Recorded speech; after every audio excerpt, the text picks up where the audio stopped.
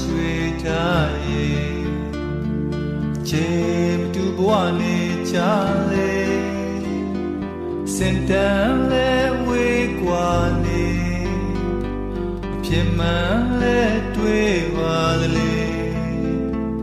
စိတ်ငန်းတော်တို့ဖြစ်မှာကိုသိပါလေ